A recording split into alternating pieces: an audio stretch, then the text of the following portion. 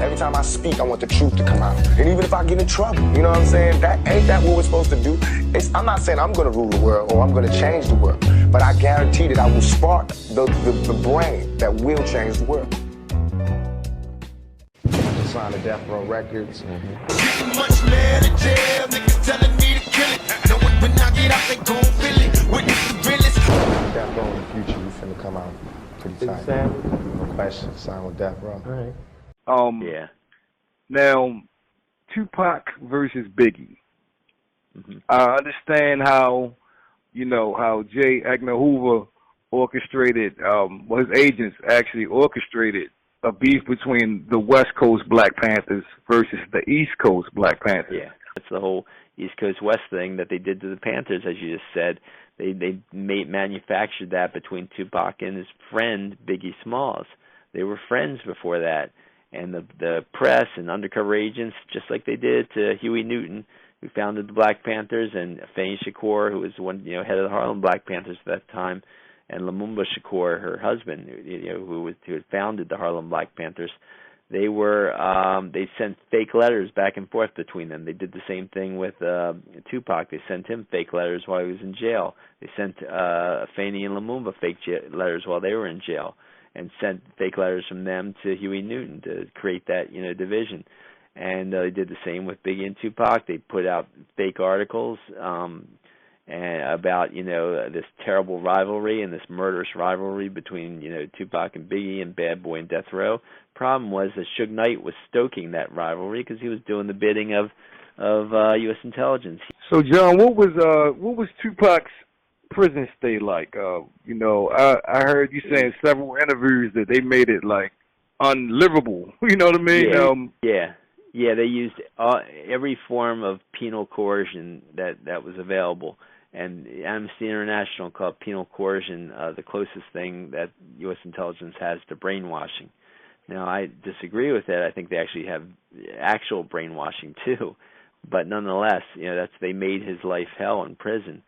Every time, a visitor came to see him, they said, "Oh, we've got to strip search you now, and we've got to look up your, anus to see if you have contraband in there," even though they watched the whole prison visit.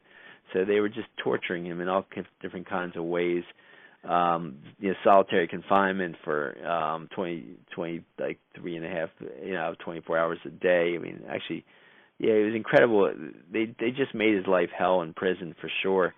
And they didn't like that he was getting the press was interviewing him at Rikers, so they sent him up to Dannemora, the most maximum security prison in New York. It was like 4 or 5. I think it was 5 hours away from New York City. So they really made his life hell, and that's what messed his head up so much, so that he ended up agreeing to Death Row's contract, and feel like, okay, well, he kept refusing Death Row Records before this.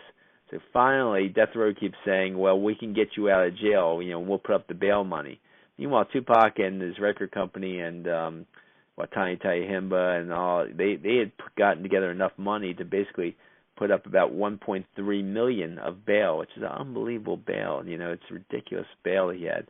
But they put up most of it. Yeah, it was like a $3 million bail, but they put up, or they put up most of the bail. Usually you only need 10% to get it out on bail while he's awaiting appeal.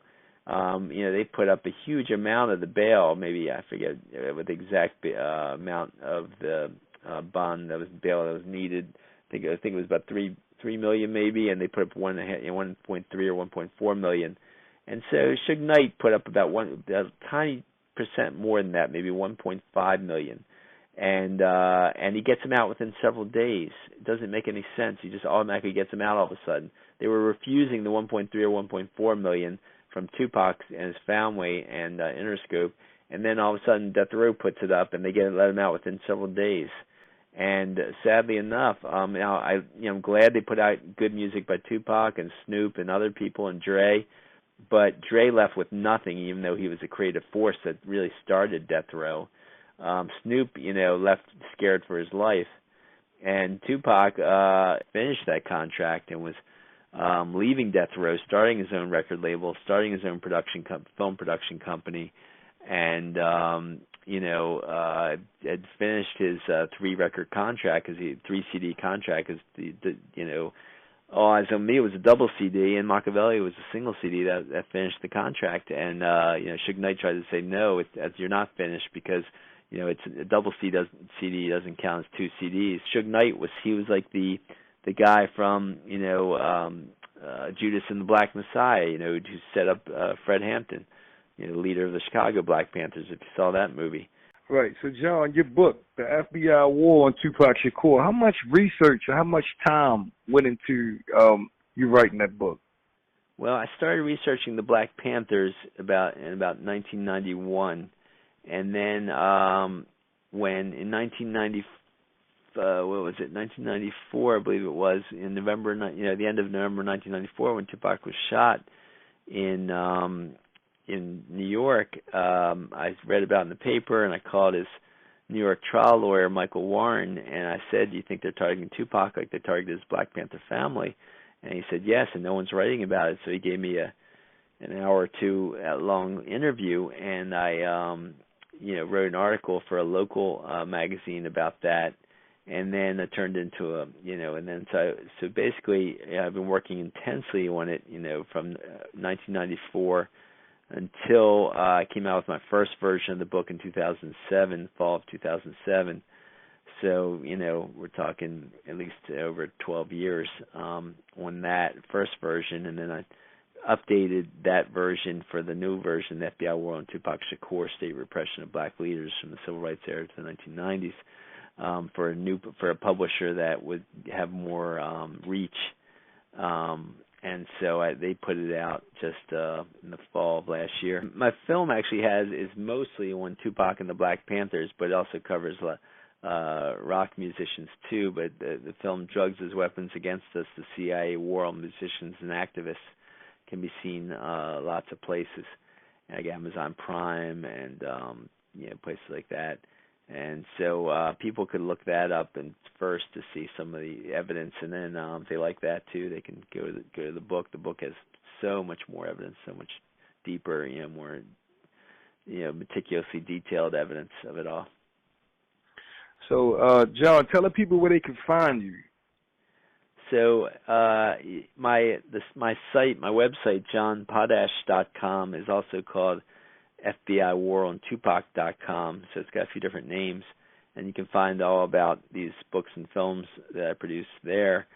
And so you can also find me on Amazon. You can find my work at Barnes & Noble and different other places, different other outlets. Hey, John, it was a pleasure having you on. Don't be a stranger. Thanks a lot, Cap. Yes, sir.